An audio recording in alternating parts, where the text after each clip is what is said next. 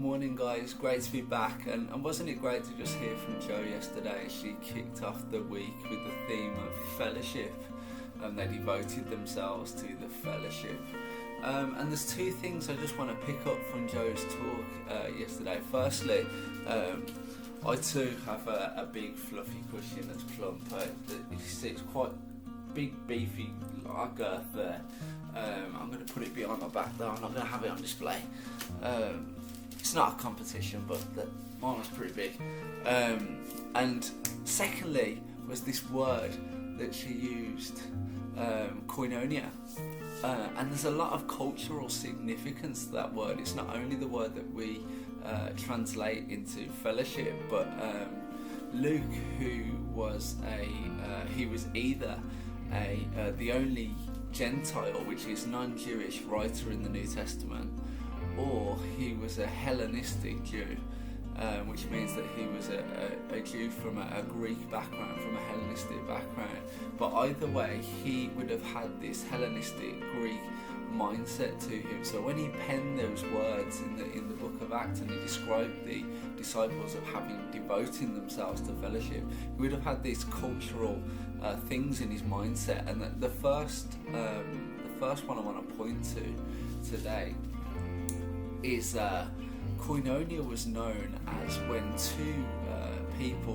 two businessmen who had sold businesses by themselves would sell absolutely everything to go into partnership with one another. That was known as koinonia. And for me, just hearing that, there's two things that come out of that. Really, there's this great sense of trust and this great sense of vulnerability that comes out of that. Imagine selling absolutely everything and putting your faith into going into partnership with someone. And what does that mean for us as Christian fellowship? Same as those back in the book of Acts. How can we deem that? Well, for us, there's got to be this sense of trust and vulnerability when we're with one another, how we are with one another. A deep sense of trust where we can actually bear anything to one another, bear our heart, our mind, our soul, our physical struggles, knowing that we're not going to receive any guilt from our fellow believers, brothers and sisters, but also that we can depend on them to help and to be those encouragers, to have them pray for us, to work with us, to share with us whatever our need is.